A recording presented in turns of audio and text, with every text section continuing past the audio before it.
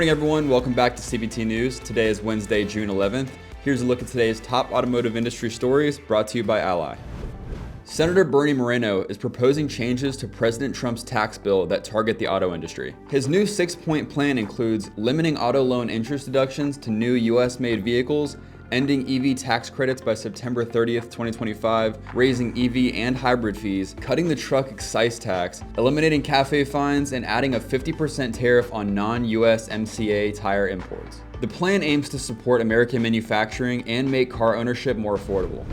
GM announced a $4 billion investment across 3 U.S. assembly plants to expand domestic vehicle production. This includes relocating the gas-powered Chevy Blazer from Mexico to Tennessee and introducing U.S. production of the Chevy Equinox in Kansas starting in 2027. The company will also convert its idled Orion assembly plant in Michigan to build gas-powered SUVs and trucks. This move comes amid ongoing U.S.-Mexico trade tensions and follows President Trump's 25% tariffs on imported vehicles and parts. According to an exclusive Reuters report, Hyundai and its affiliate Kia have a 1-year stockpile of rare earths, helping them avoid near-term disruptions from China's export curb. The South Korean automaker told investors it has more flexibility than its rivals due to earlier procurement moves and supply chain disruptions. Cox Automotive's Kelley Blue Book reported that the average new vehicle transaction prices held steady in May at nearly $49,000, while sales slowed significantly to an annualized rate of $15.6 million, down from $17.3 million in April. Incentive spending edged up slightly, with automakers like Toyota and Tesla increasing discounts, while others like Volkswagen and BMW pulled back. EV affordability improved as prices dropped to roughly $58,000, and incentives hit a record of 14.2% of ATP. Don't go anywhere, we'll be right back with Catherine Schifferly, founder and chief vision officer at Work Truck Solutions, and Jim Press, former president of Toyota North America and president/vice chair of Chrysler, and senior advisor for Work Truck Solutions, to discuss how OEMs, dealers, and fleets can collaborate to build a stronger future. Take your dealership to the next level with the strongest team in automotive media. CBT News, dealers' most trusted source for news, content, and analysis. Over the last decade or so, especially the Detroit 3, have eliminated product lines that weren't as profitable. And sort of left the car business to those that have other very good vehicles and production sources. And so they've begun relying more and more on trucks, SUVs, for their income.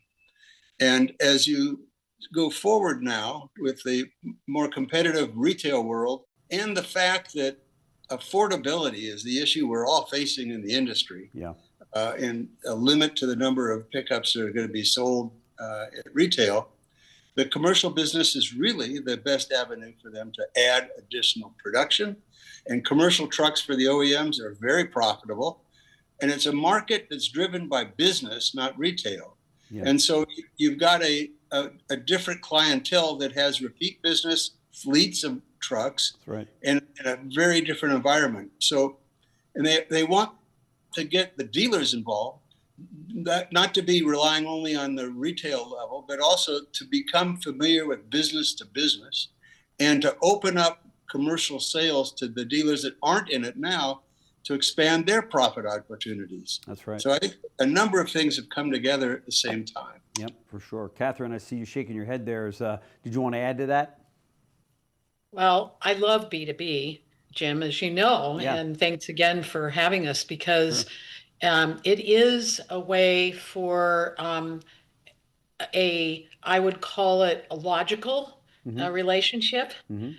Businesses are always looking at some vendor or a partner, right?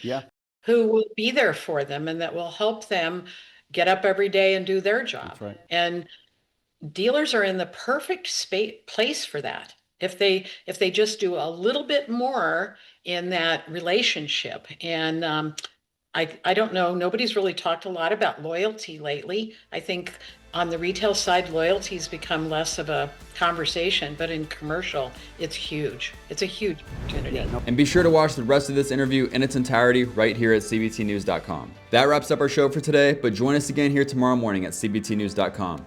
And remember, it's easy to stay up to date with the most recent news and trends influencing the retail automotive industry. All you have to do is follow us. We're on TikTok, LinkedIn, Facebook, and X.